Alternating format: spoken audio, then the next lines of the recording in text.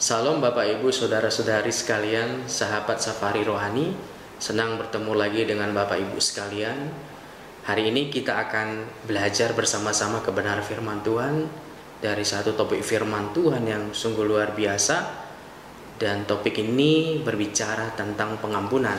Bapak Ibu sekalian, mari bersama-sama kita membuka Alkitab kita dari Lukas pasal 23 ayat 34. Sekali lagi dari Lukas pasal 23 ayat 34, maaf. Saya akan membacakan. Bapak Ibu, rekan-rekan semua sahabat Safari Rohani boleh menyimak Alkitabnya masing-masing. Demikian firman Tuhan. Yesus berkata, "Ya Aba, ampunilah mereka, sebab mereka tidak tahu apa yang mereka perbuat." Dan mereka membuang undi untuk membagi pakaiannya. Menarik sekali Bapak Ibu yang terkasih dalam nama Tuhan Yesus Kristus, apa yang diajarkan oleh firman Tuhan di hari ini kepada kita semua. Ketika kita belajar pengampunan, ada dua hal yang harus kita mengerti. Yang pertama, apa itu arti pengampunan. Yang kedua, apa itu dasar kita mengampuni. Nah, saya akan membahas dulu yang pertama, apa arti pengampunan. Dalam konteks Lukas pasal 23 ayat 34 itu sangat jelas. Yesus saat itu dianiaya, dilecehkan, disakiti secara emosi, disakiti secara perasaan, disakiti secara fisik, semua hal pikiran dialami oleh Yesus. Namun mengapa terlontar dari mulut Yesus untuk mengampuni orang yang menyakiti, bahkan menginjak-injak harga dirinya sebagai manusia? Jangankan dulu mereka mengakui dia sebagai raja, menempatkan Yesus saja sebagai seorang manusia yang harus dihormati. Kita melihat prajurit-prajurit Romawi, orang-orang Farisi tidak menghargai Yesus pun sebagai manusia. Nah, apa yang kita pelajari dan mengapa Yesus sampai sanggup mengampuni orang-orang yang melukai dia, bahkan menyalibkan dan membunuh dia? Yang pertama, coba kita memahami apa itu arti pengampunan. Yesus mengajarkan kita, walaupun Yesus yang adalah Tuhan sanggup, sekali lagi saya mengatakan, sanggup untuk melepaskan dirinya dari hukuman, bahkan sanggup untuk menghukum mereka yang melakukan pelecehan, menyiksa dia. Tapi Yesus tidak melakukannya. Apa yang kita pelajari? Sekali lagi seperti saya akan di awal, apa itu arti pengampunan? Kita tahu bahwa Allah satu-satunya hakim dan Tuhan yang berkuasa penuh. Jadi Bapak Ibu yang saya kasih dalam nama Tuhan Yesus Kristus, kalau kita mengingat, walaupun Yesus yang adalah Allah menjadi manusia, punya hak, punya kemampuan, tapi tidak melakukan karena dia mengasihi. Jadi dia meyakini Bapa yang adalah Tuhan, dia yang mempunyai hak untuk menghakimi, dan saatnya bukan saat itu. Jadi kita melihat Yesus tidak membalas kejahatan dengan kejahatan, karena dia tahu itu adalah hak Allah Bapa untuk menghakimi pada waktunya, karena dia adalah Allah. Yang kedua, karena Tuhan mendengar doa orang yang tertindas. Bapak Ibu yang saya kasih dalam nama Tuhan Yesus Kristus, sahabat Safari Rohani, setiap kita mungkin pada waktu kita dilecehkan, disakiti, siapapun mengalami rasa sakit yang mendalam, bahkan kita tidak bisa melupakan itu. Nah, ketika itu muncul, apa yang harus kita berbuat? Berdoalah. Memang ini seperti satu jawaban yang kurang logis, kadang-kadang sulit diterima. Ketika ada seseorang yang menyakitimu, mengapa kita harus berdoa? Tapi faktanya Yesus mengajarkan kita untuk berdoa, karena Yesus melakukan yang sama. Walaupun secara manusia kita marah, kita jengkel, harus membalasnya. Tapi ingat, kita diajarkan bahwa pengampunan artinya mau berdoa untuk mereka yang menyakiti kamu. Yang ketiga ialah karena balas dendam adalah hak Tuhan, kita harus menghindari balas dendam. Ketika saya sebagai orang percaya mengalami banyak sekali pelecehan, mungkin dikucilkan karena iman, mungkin saya dikucilkan karena saya hidup kudus, lu sok rohani, lu sok suci, kan kita mengalami ya. Mungkin Bapak Ibu semua mengalami di tempat kerja, di sekolah, dalam perkumpulan-perkumpulan dimanapun, Bapak Ibu mengalami hal yang sama. Mungkin karena situasi itu Anda dilecehkan, Anda dibully, mungkin Anda dianggap orang yang aneh. Dan kita melihat ketika Yesus mengalami hal yang seperti itu juga di kayu salib, Yesus tidak pernah membalas. Dia mengajarkan kita bahwa balas dendam itu datang daripada Allah.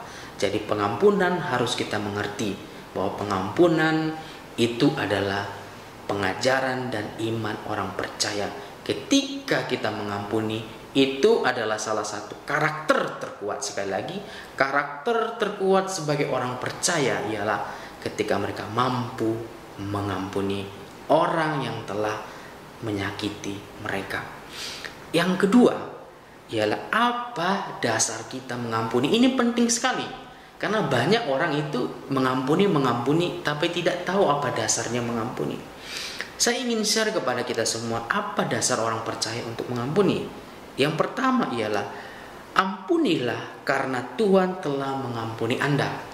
Saya dulu adalah seteru Allah yang harusnya dibinasakan oleh dosa dan pelanggaran. Yesus mati di kayu salib untuk mengampuni saya. Apakah memungkinkan saya mengampuni orang yang telah menyakiti saya, atau yang telah melecehkan saya, atau yang telah membuat saya begitu hina? Iya. Jawabannya ya. Kenapa? Karena Kristus telah mengampuni kita. Ini menjadi dasar yang penting. Setiap kita ini tidak layak di hadapan Allah, tapi ketika kita diampuni oleh Allah, maka kita pun harus melakukan hal yang sama. Walaupun sakit, ya, karena mengampuni adalah bagian dari proses kita percaya kepada Kristus. Tidak serta-merta kita dapat mengampuni, ya. Namun ketika kita hidup di dalam Kristus, Roh Kudus menuntun kita untuk sanggup melakukan itu. Yang kedua, dasar kita mengampuni ialah ampunilah karena hal ini menentukan pengampunanmu di masa depan. Artinya begini Bapak Ibu, ketika kita tidak melepaskan pengampunan kepada orang lain, ini akan mempengaruhi masa depan kita. Ketika ada hal-hal di belakang kita yang kita tidak selesai, ini sangat mempengaruhi cara kita bergaul, cara kita hidup di masa depan. Kalau ibaratnya kita memikul satu beban yang kita bawa bertahun-tahun, itu rasanya tidak nyaman. Nah, ketika itu juga kita bawa dalam kehidupan kita di masa yang akan datang, itu ada kesalahan-kesalahan di masa lalu, sakit yang kita simpan bertahun-tahun, itu sangat tidak mengenakan. Oleh karena itu sangat mengganggu ketika Anda berhubungan, komunikasi, ataupun juga bergaul dengan orang. Ketika Anda tidak mengampuni, itu akan mengganggu hubungan Anda dengan orang lain. Oleh karena itu kita diajarkan untuk mengampuni. Ketika kita mengampuni, itu akan mempengaruhi kita di masa depan. Yang ketiga, dasar kita mengampuni ialah ampunilah karena ini membawa kesembuhan dan pemulihan. Luka di hati tidak pernah akan bisa sembuh. Luka emosi tidak akan bisa sembuh. Karena apa? Karena itu sangat membekas di hati kita. Seperti saya katakan di awal, ketika Anda dilecehkan secara emosi, dilecehkan secara psikis, dilecehkan secara pikiran, bahkan mungkin Anda direndahkan dengan begitu rupa, itu akan sangat terekam dalam memori dan ingatan kita. Dan itu tidak akan kita bisa lupakan. Namun itu bisa dipulihkan kalau kita melepaskan pengampunan. Salah satu kekuatan pengampunan membantu kita untuk memperbaiki hubungan kita dengan siapapun. Bahkan hubungan diri kita sendiri, bagaimana kita menerima. Ketika mungkin kita tadi seperti saya katakan dilecehkan, mungkin dihina, itu akan membuat rasa diri kita rendah dan sulit menerima diri sendiri.